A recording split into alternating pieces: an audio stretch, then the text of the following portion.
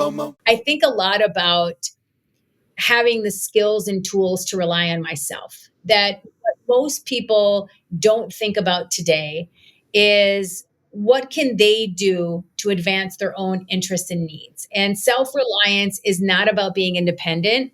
Self-reliance is about being powerful and having that be your superpower. I'm Patrick J. McGinnis, and I coined the term FOMO. That's short for fear of missing out, and it's why some people end up following the crowd when they should be blazing a trail of their own. But if you want to achieve greatness in business and life, you've got to break free. Come on, I'll show you how. This is FOMO Sapiens, where we explore how entrepreneurial thinkers find the inspiration and the courage to build exceptional lives.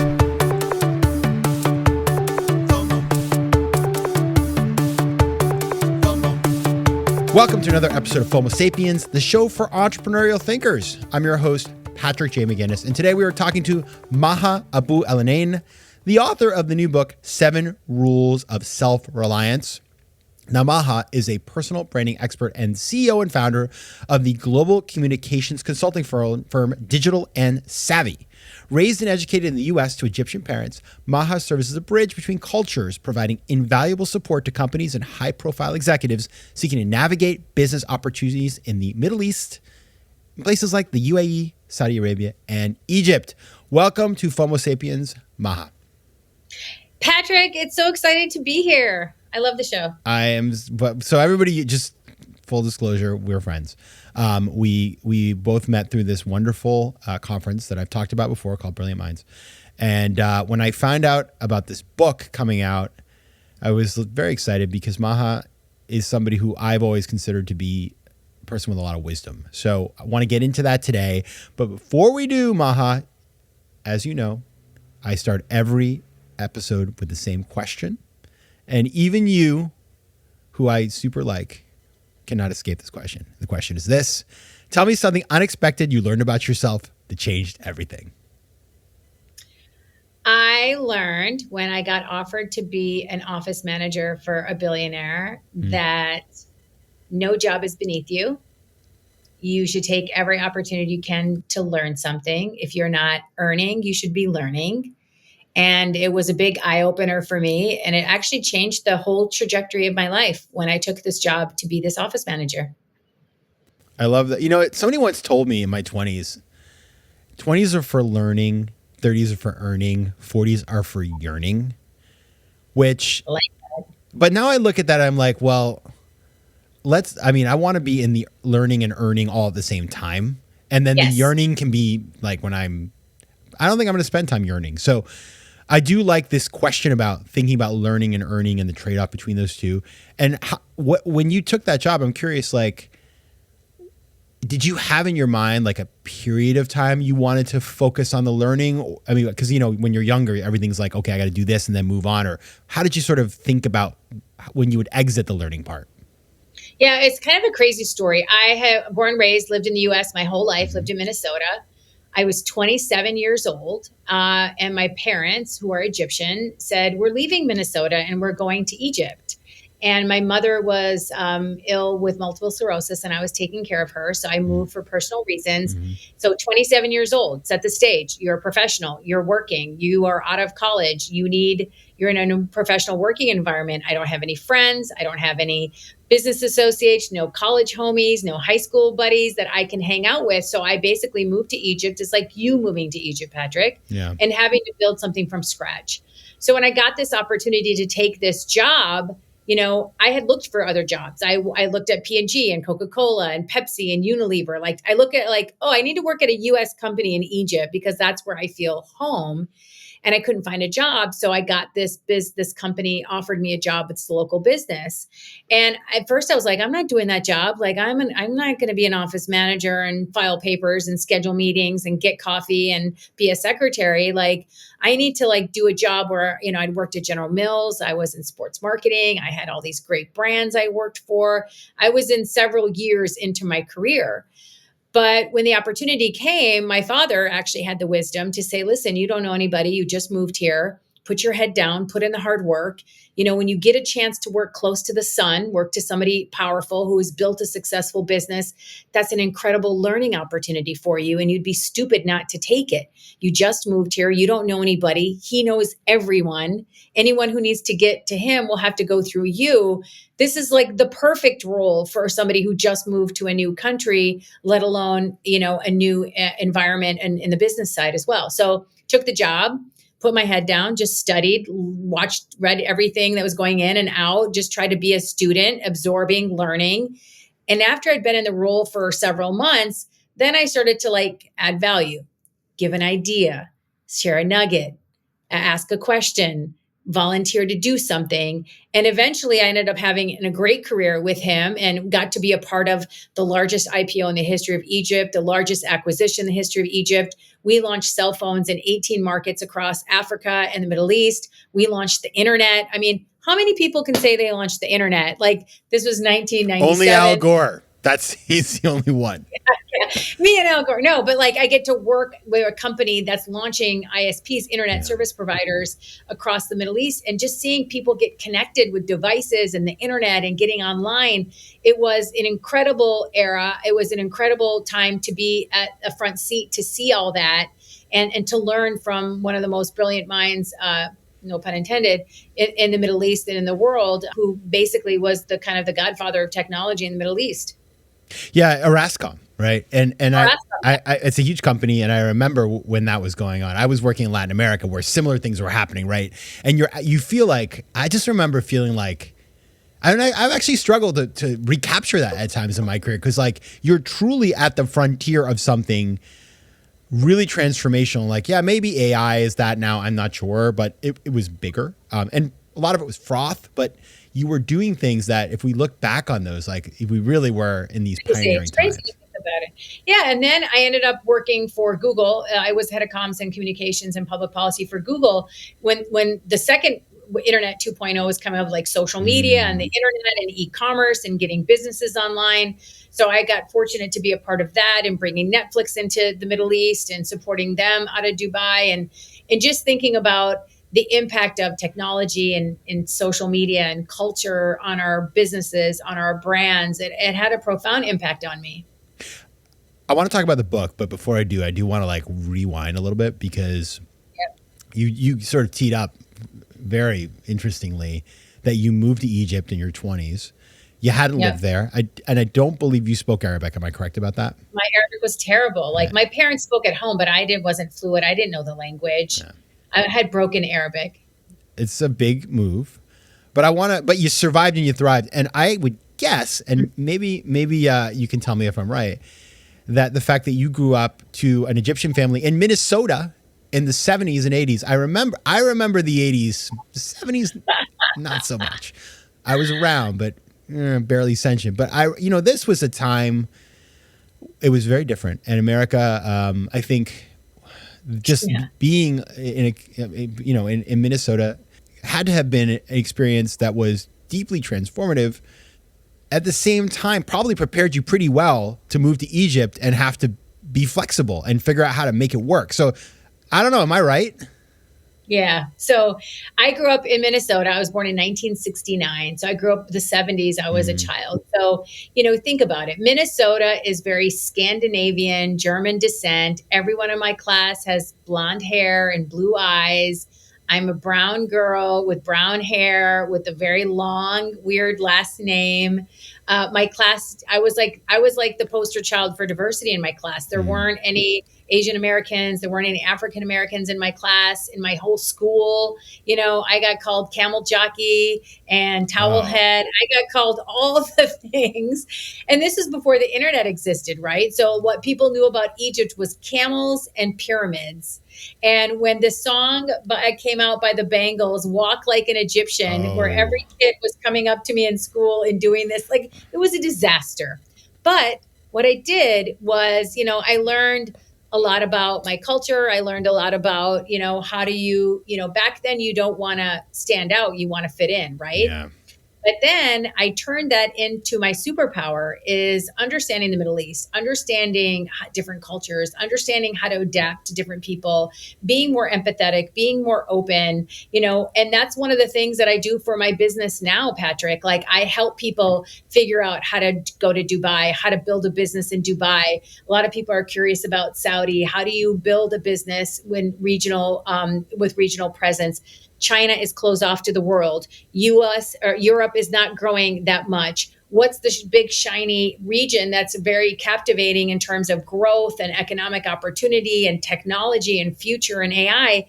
It's Dubai, it's Saudi, it's the Middle East. And so now I'm using my strength of my culture to help US people, companies learn about the Middle East and vice versa. Like I have a lot of people in the Arab world who want to come set up their businesses or open up in the US. And so how can I be a bridge to help close that gap and help people understand the opportunities that exist, but also around the storytelling of the culture, like from simple things like the food and the music and entertainment as well.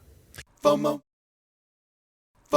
Yeah, it's interesting. I passed through Qatar during the World Cup. Now, I just was in the airport for like 12 hours which is one of the most incredible airports love that in airport. the planet. Oh yeah, totally. I was happy as a clam, and I didn't yet needed like a special. I've been at Qatar, but I just couldn't on this trip. But it occurred to me that it was such an important moment for the region in terms of the Middle East has obviously a lot of different things that people think about. Going on. And, Yeah. I don't want to get into it, but like, what I'm talking about. And everybody knows. And then to see the culture elevated and celebrated and people being like, oh, there's all these good things here, which there are lots of good things in a different way. And it felt like something like a sea change, a little bit of a vibe shift in terms of the Middle East. And you now see with Saudi kind of becoming this global hub again after sort of being out in the cold. It's cool and it's important. And it needs storytellers and specialists like you. That's your business.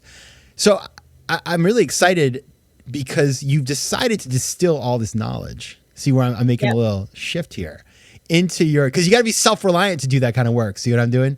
You have a new book called 7 Rules of Self-Reliance. It's right there. And it's a beautiful cover, actually. I love it. Thank you. Bright yellow.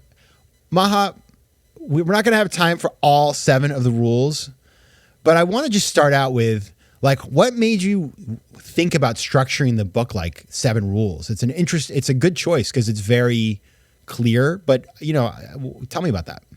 So several things. 1, 7 is a lucky number. Yeah. 7 is my birthday. I'm born on November 7th. My mom is born. My mother too. You're a Scorpio. I'm a Scorpio. So the 7th is a really important number to me. It also signifies luck and good abundance. So I feel like the 7 was a number that I wanted to focus on, but think about it. I could have written a book about communications or PR or social media or anything to do with personal branding or just a comms book. Mm-hmm. And I didn't want to do that. And I didn't want to write a memoir because, my life is exciting, but not that exciting. But what I did was I put it into these rules of self-reliance. Because when I took a step back to think about all the string of things that happened in my 30 years in career, getting into the Super Bowl, working for Gary, for, this client, doing things for Google, all the work that I've done with US government, Obama, all this kind of stuff. I think a lot about having the skills and tools to rely on myself. That what most people don't think about today is what can they do to advance their own interests and needs? And self-reliance is not about being independent. Self-reliance is about being powerful and having that be your superpower. So one of the rules is being a lifelong learner. How do you rely on yourself? By knowing things, by always having that sense of curiosity, always having that sense of you need to learn things and up yourself and up your skills and invest in yourself. Because when you invest in yourself and you know things, you become valuable, not just to yourself, but to other people. So by being self-reliant on acquiring that knowledge instead of waiting for someone to teach me stuff, that's what this is about. It's about the how to create value for other people, how to be a long-term player, how to build meaningful relationships, how to become a super networker, how to build your personal brand and reputation, how to be the most valuable asset on the planet and put everything you put out there into yourself. And that's the concept of self-reliance. It's about investing in yourself, and it's about betting on yourself.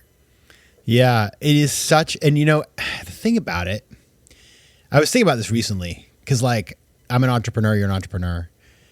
And when you do that, you're taking a deep bet on yourself, which by the way has an unclear outcome. Unclear outcome with no guaranteed results. No, I mean, it has a lot of wonderful things about it, but you could do this for 20 years and end up kind of, in a place you didn't want to be. Right. So like it is really, really hard stuff. And I think, the glamour and the glitz of entrepreneurship that some people project out into the world, like it's not super helpful. It's inspiring, but not super helpful. But if you're going to make that bet, one thing you're going to need to be is self-reliant, because like nobody, like you walk into the, it's like you walk into the office or maybe you work from home, whatever. It's like nobody tells you what to do. It's so much easier to just check off somebody else's to-do list. To build your own and do it is wicked hard, as we say in Maine. So I love this. And I'm curious, we'll get into some of the specifics, but why do you think, because and I'm not trying to be a boomer here, but is my impression that I'm not even going to compare to our generation. Let's think back to the pioneers, okay? Highly self-reliant people. Immigrants, highly self-reliant people. Like there are people who are called to be self-reliant, refugees, like they figure it out. For those of us who aren't forced to do it, many of us don't. Why do you think that is? Comfort? Well, we lack the confidence. Like we don't trust ourselves. Like we would outsource decisions to other people when it's like, we know what's best for us. Yeah. No one's going to put you at the top of your priority list, Patrick, more than you will. Yeah. Like, why don't we trust ourselves? Why don't we lean in and have that confidence to do what's best for us? We know what we want to do. And actually, we always have the answers. We just don't listen to it, or we don't rely on them. Like, a lot of people are waiting for their manager to give them that project that's going to make them a rock star to get that promotion. Well, why don't you take the initiative and figure out how you can add value to the organization and go above and beyond to demonstrate something? Yeah. So don't wait for permission from others. It's liberating. It's liberating when you don't have to be at the mercy of what others think, right? The other thing I think about, we don't do it because we don't trust ourselves. We don't have confidence. We outsource our decisions to others. But I think a lot of people have self-reliance branded wrong or defined wrong. Ooh. Like that's what I think. I think that they think it's about being independent and not needing anybody and shutting everybody else out. I'm saying it's the exact opposite.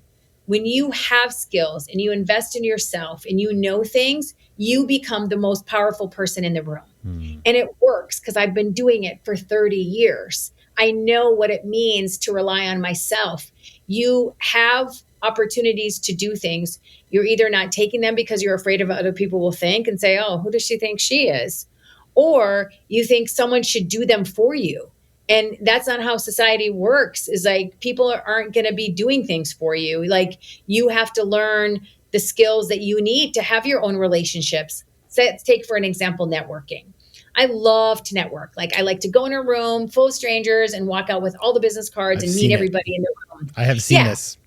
I love to network. But imagine, Patrick, if I didn't have relationships and I need something for my business. Now I need your relationships to help me. I have to activate your network. So what I'm teaching people is like, how do you network on social media? How do you master the art of the DM on LinkedIn?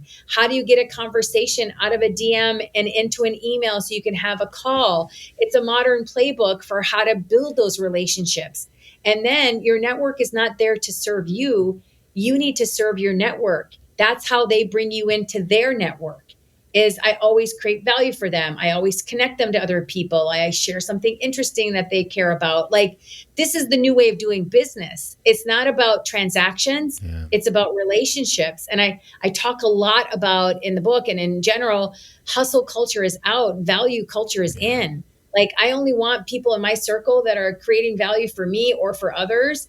And, they always say it's like you're the product of the 5 people you spend the most time with. Like I want to be around people who are teaching me things and enriching my life and creating value for me. So I try to do that for others.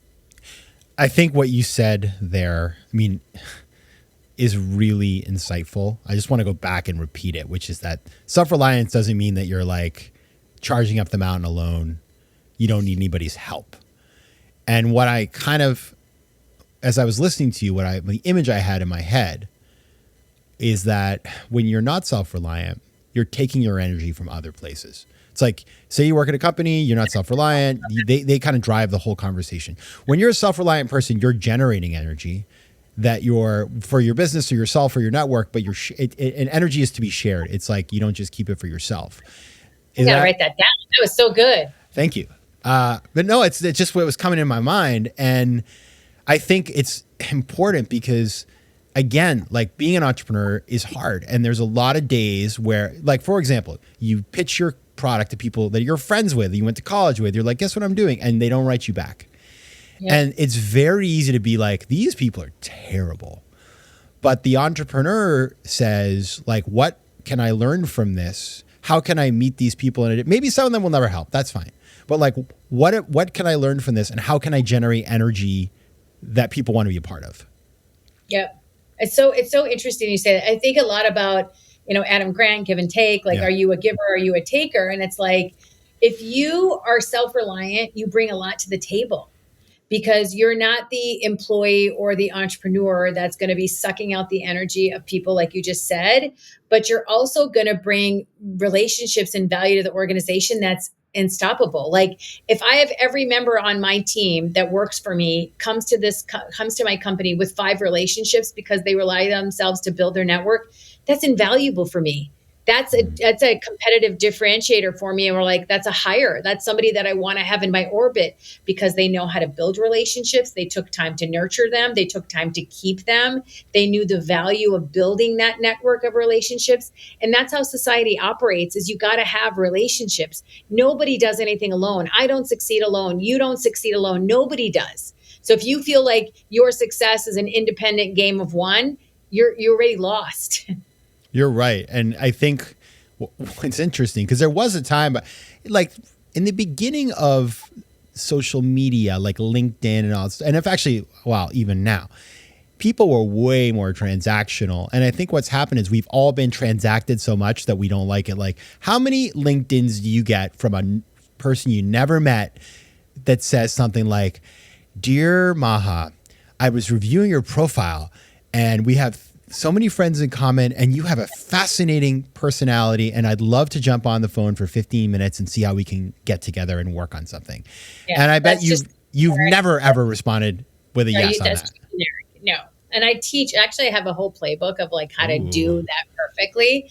I have done so much business, especially on Instagram and LinkedIn, and got clients by knowing how to talk to people. The trick is, don't do business on the DM. Yeah. You need to tell them, why are you reaching out to them, who you are, or what you're reaching out for. I will always offer my email or phone number first. I don't ask for theirs.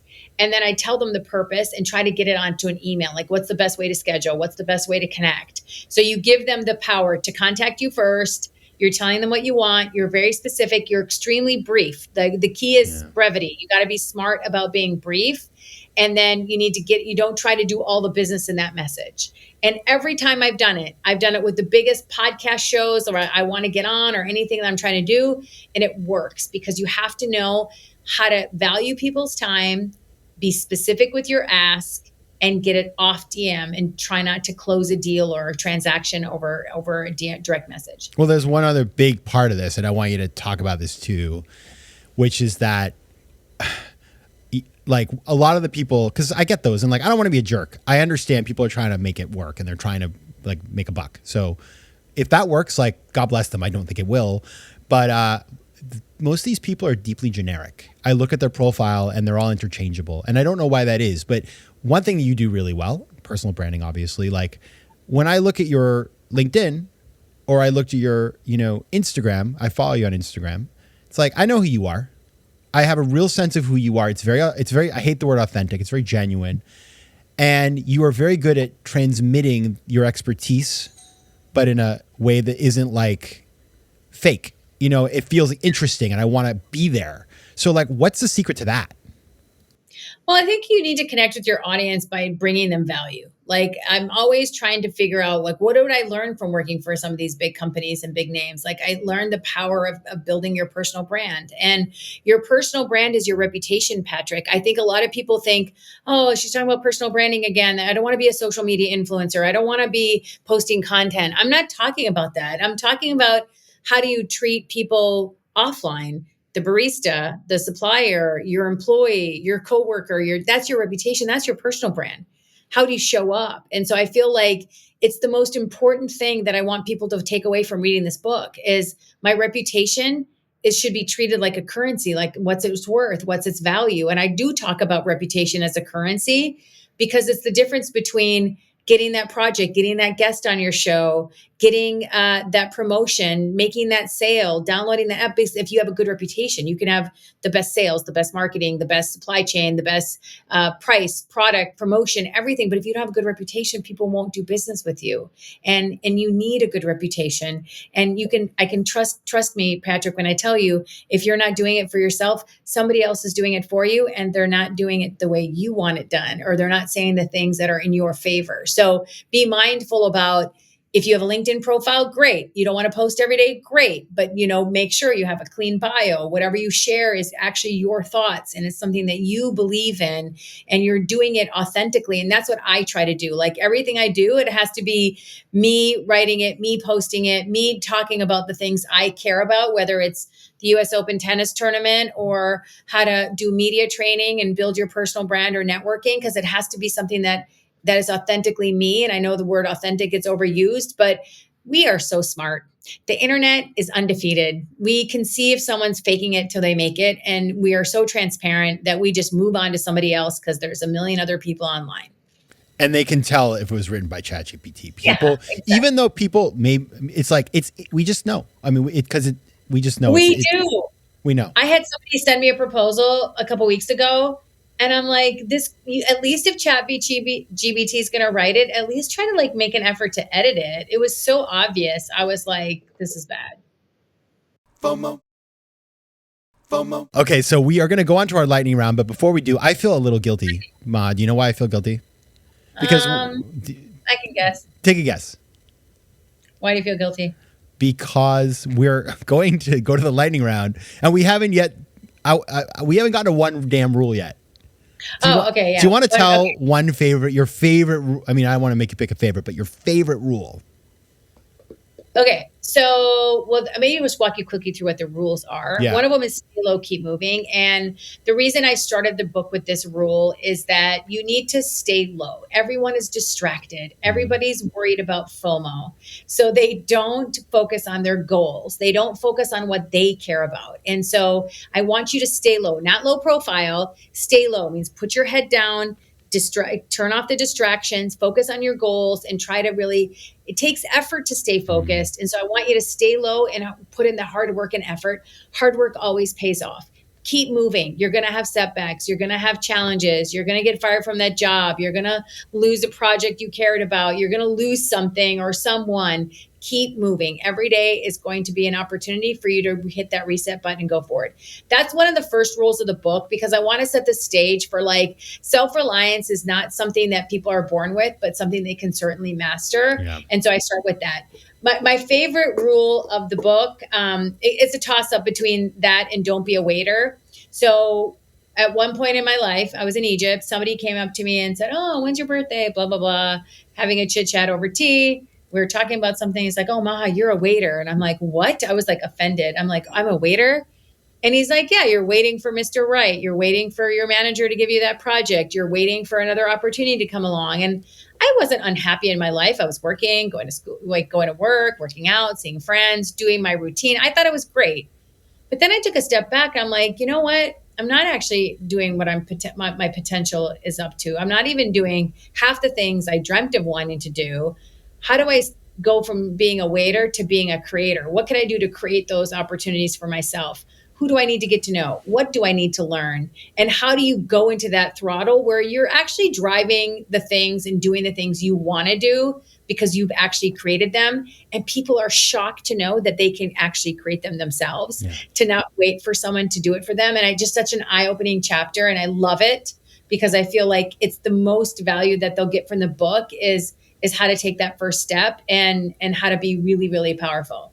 One really interesting thought experiment on that one, how to be a waiter, not be a waiter, be a creator, is to think back to your 22, 23, whatever, beginning of your career, and like knowing what you know now, what you could have been capable of had you had the confidence, had you been ready to do it.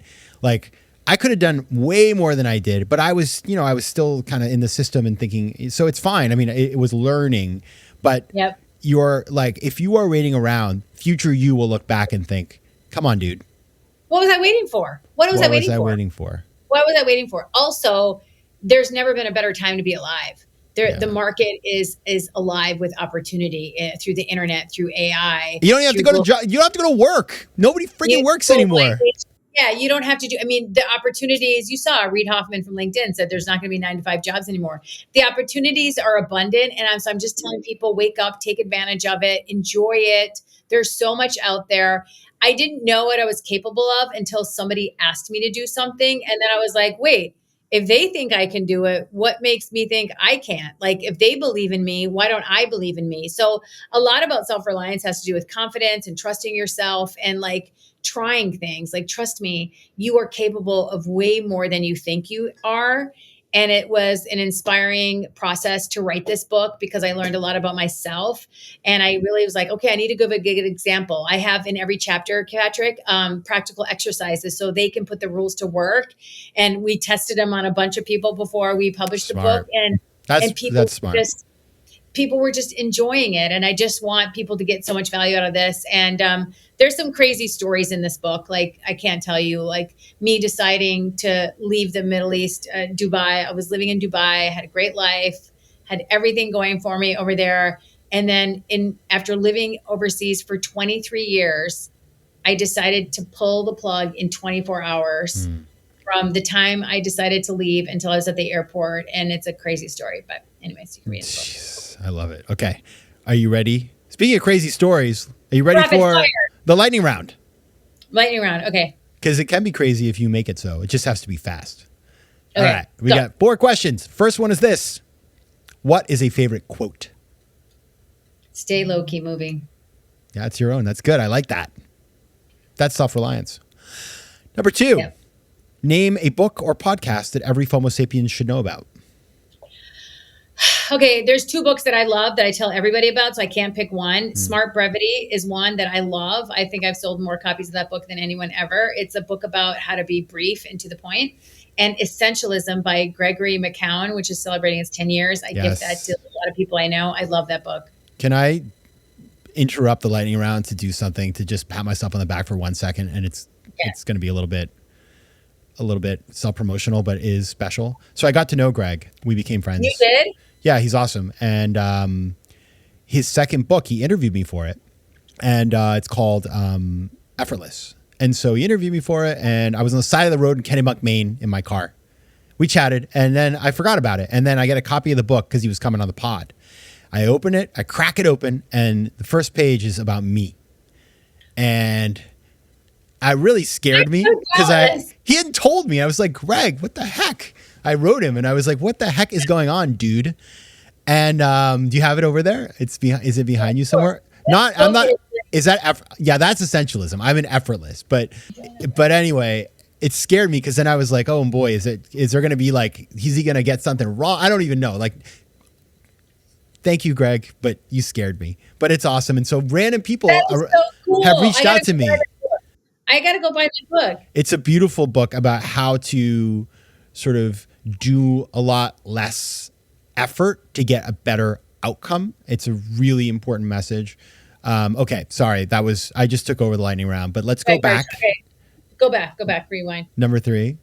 What is a piece of advice you give to your younger self? Don't worry. If you put the hard work in, everything will work out better than you expected. Yeah. Like, don't worry. Like, I was always worried, like, what's next? Like, don't worry about tomorrow. Like, focus on today. And that's a big piece of advice. And actually, one of the reasons I wrote this book was for my niece and nephew. They're 25 and 22 or 21, 22. And I want them to, like, don't worry, stay low, keep moving, rely on yourself. You have the answers, you know things, and you can push through anything, any setback, push yourself out of your comfort zone and invest in these rules. And that I really actually wrote this book for two people. That's so nice, actually. That's really, really cool. Finally. Yes. What is your most important memory? Important? Mm-hmm. Well, I just like childhood vacations, going to the US Open with my dad, going on the Orient Express train through Europe with my family, just all those vacations, going up north in Minnesota. Like my most important memories are those family vacations where we're just doing silly things, falling in a bathtub and cracking my head open in New Orleans, those type of things when you're little, just doing things with my family. Like at the end of the day, what matters more, right? What are we trying to do? Is spend more time working or spend more time living? So yeah, I love it. You know what I love to do? So we ask this to everybody. And so I think about this myself. And like when I wake up in the middle of the night sometimes and I can't sleep very well, I'll pick that memory and you fall right back asleep. Oh, that's a great idea. Yeah. It's very therapeutic for your soul to have thought of that and to be able to center yourself on it. All right. If you want to find out more about Maha, you can find her on Instagram at Maha Gaber, Gaber. You can also get her on her website. It's www.mahaabouelenein, which is MahaAbouelenein.com. And of course, her new book is called The 7 Rules of Self-Reliance, not in self-influence, self-reliance. Maha Abouelenein, thank you so much for being here. Patrick, you're the best. FOMO. If you like today's show, please be sure to rate it and recommend it to your friends. And as always, you can find me on Instagram at Patrick J. McGinnis, on Twitter at PJ McGinnis, and on the web at FOMOSapiens.com or PatrickMcGinnis.com, where you can get all kinds of free resources to live a more decisive and entrepreneurial life. FOMO Sapiens is recorded in New York City. Theme music is by Mike McGinnis, and editing and post-production is by Josh Elstro. If you like today's show, please be sure to rate it and recommend it to your friends. And as always, you can find me at FOMOSapiens.com and at PatrickMcGinnis.com. To advertise on FOMO Sapiens, reach out to contact@FOMOSapiens.com.